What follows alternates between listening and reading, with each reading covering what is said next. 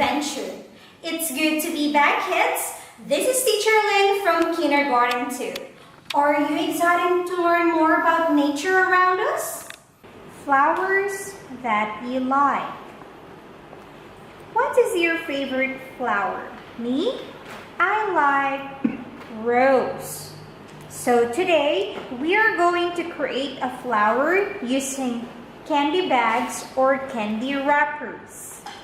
Okay, so I have here wrappers.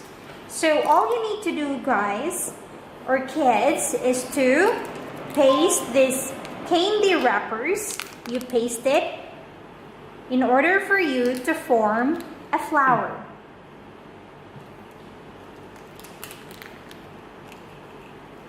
Okay, you can use any candy wrappers or chocolate wrappers too.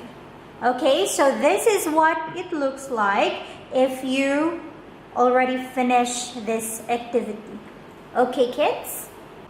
Good job, kids. You did great. See you in the next video. Bye!